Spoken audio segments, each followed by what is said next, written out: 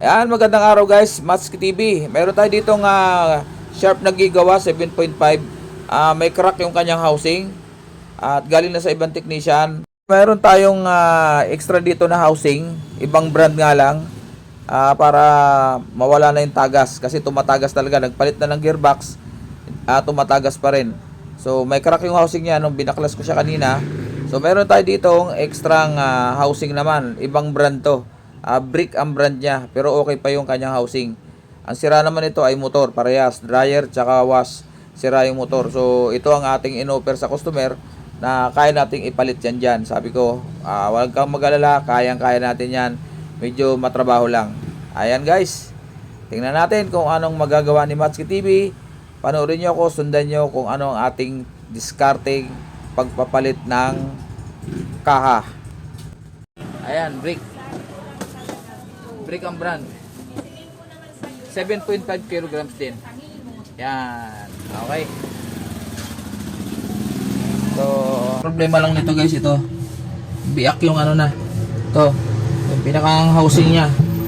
Ayan o, biak na, so tagas. Ayan o, galing na sa ibang technician to. Nagpalit ng gearbox, akala gearbox ang problema dahil tumatagas. Nakailang baklas na dahil tumagas pa rin, hindi niya tinanggal yung palsito kaya hindi niya nakita yung problema. Ito. So nagpalit ng gearbox pero tagas pa rin, kasi ito awang na yan. Ayan, hindi na kayang dikitan yan, persado yan eh. So tinira rito ng customer, gumagana lahat, motor niyan gumagana, pati dryer. Ang problema lang tagas. So meron ako ditong 7.5 din pero brick ang tatak. So ito buo to, pati dryer din okay, pati yung okay lang, gumagana lahat yan. So lilinisan ko na to kanina, binili ako na ito yung kanyang yung pinang base nya, ilagayan ng motor. So binaklas ko na, lilinis ko na kanina yan. So ang problema natin ngayon ay ilipat natin to. So ito naman yung pinakang base nung itong gigawash nya. So gumagana lahat to, gumagana rin to, tinesting ko na yan. Lilipat ko lang yung motor na yan dito para ito ang pinakang housing nya, yung brick na twin tab din. So guys, to standby lang, papaklasin natin yung motor para ilipat natin dito, tapos connection uli. So ayan, tanggalin natin to.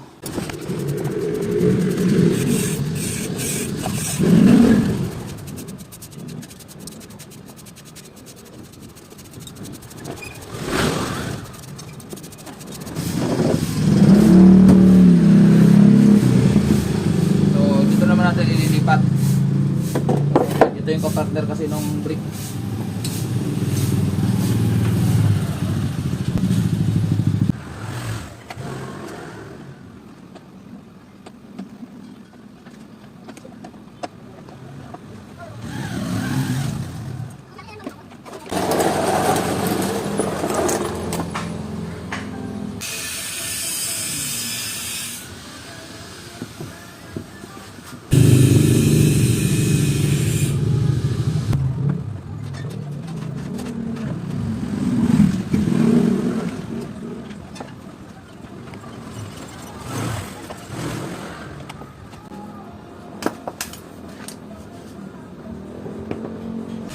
Lagyan natin ng grasa yun, yung pinaka shafting ng spin dryer.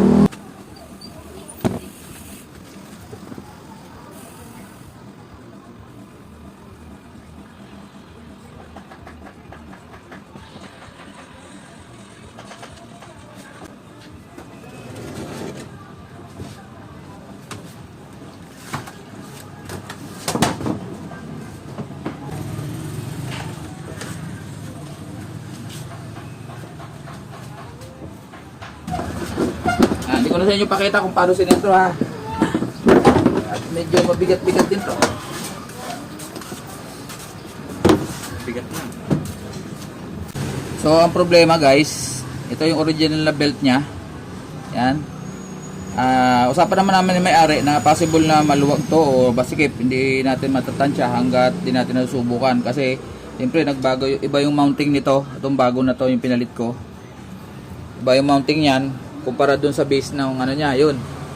Malayo yung distansya ng belt niya, anong wash motor doon sa gearbox. So wala akong stock. Ito pinakang medyo malit ko na konti, so kaso masikip pa rin, so bibili tayo sa labas. Yan naman usapan namin ng may-ari na kung ano yung mga dapat paltan. Buti nga so far ito pa lang napapansin ko. So yung diferensya, ito yung original, ito yung stock ko. Kailangan natin yung dito, pagitan nito yung laki ng belt. So ibig sabihin liliit ng konti dito, lalaki naman ng konti dito, so gitna para tumama. So ayan, pinaltan ko lang timer dahil naglulo ko yung timer na isa. Ito bago na tong timer na to. So wiring na lang, nakatap na ng maayos, babalutan na lang para okay na. Tutornilyo lang natin ng mga cover.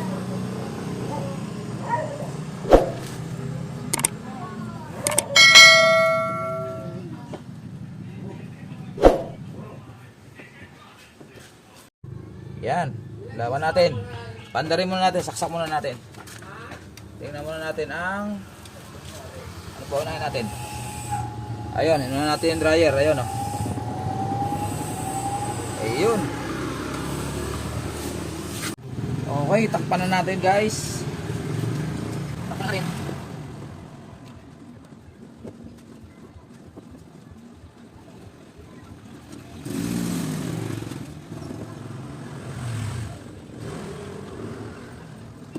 Okay, testing.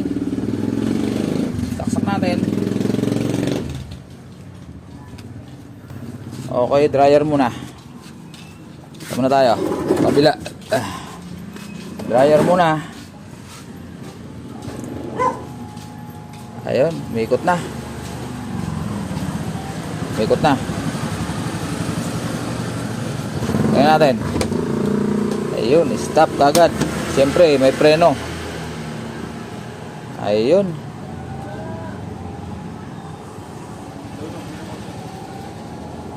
Yan. Ayun oh. Okay, tapos dito naman sa nakabit na natin yung pulsator. Dito naman tayo. Ayun. Ayan, magagamit na ni customer guys. Forward. Ayan. Okay nga rod. Okay. Ayan, so nangyari dito guys, yung mga ngayon lang umabot sa aking video. Dito galing yan. Dito sa Sharp Giga Wash. Ngayon ang problema nito guys, ulitin ko lang. Ito. Ayan o. Ayan o. Galing na sa ibang technician, hindi nahuli yung sira. Nagpalit na ng gearbox dahil akala sira yung gearbox dahil tumatagas. At baklas uli hanggang hindi na kinaya. Dito na din nila ng may-ari. So nung tinanggal ko yung pulsator, ito nakita ko. Hindi na kayang dikitan yan guys kasi persado yan. Dahil may yung gearbox, may ano yan eh, may pulley na inihila ng belt. Hindi po pwedeng gawa na. Kung maliit lang ang awang, halimbawa punit, may hiwa lang na maliit, kaya natin gawa ng paraan. Pero ito, palit talaga. So ayan, ginatay ko yung mga motor. Tinanggal ko yung motor dyan. So binaya ko yan. Ito, ay yung pinakang base niya sa ilalim, ay yung kalahati. Dito nakalagay yung motor niya. Linipat ko doon sa brick na brand. Yan, Hurricane washing machine. Same sila ng ano, 7.5 to. 7.5 din yung tinanggal natin. So ito yung kanyang pinakang panel niya. Ito. So Sharp Giga Wash 7.5. At hindi ko na ginamit yung timer niya. Yung timer na nun ang ginamit ko.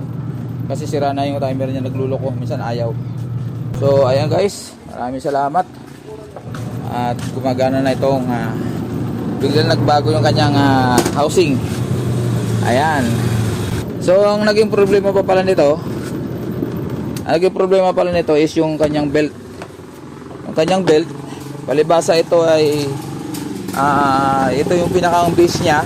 Ito yung motor, dito yung spin drive, walang problema sa dryer. Pero pagdating dito sa washing, kasi andito nakatapat yung kanya gearbox. Yung motor niya dito, so malayo. Kaya ang belt niya maluwag. So nagpalit tayo ng belt, napalitan na natin, bumili na tayo. Ang usapan naman namin ng customer ay kung ano yung mga dapat palitan ay palitan, bibili na, babayaran na lang. Okay, maraming salamat. I-unplug na natin para baka kunin bukas ng customer. Ready to pick up na yan ng customer. Ayan na siya ngayon. Kinuha na ni Bossing. Ginarga kay Bossing din. Ano Bossing? Ayan. Ito na lang, baka pwede. Ayan. Sanay magtali. Para yan lang, no? Thank you. Ayan. Boss, thank you rin ha, boss. Thank you. Thank you. Thank you sa tiwala. Ayan. Oh, dyan, sa akin din nagpapagawa yan. Sa akin din nagpagawa yan. Ito si Bossing, yung tricycle driver, nagpagawa rin sa akin dati yan. Palit motor nga lang. Ayan, oh. Okay, boss. Thank you, ha. Thank you, Bob. Thank you. Ayun. Maraming salamat at doon sa mga bago lang sa akin channel, please like and share. Paki-subscribe na rin. At syempre, paki-hit na rin ang notification bell para updated kayo sa mga bago kong mga pagbubutingting ng kung ano-anong appliances. Ayan, maraming salamat. God bless po sa ating lahat. Maski TV.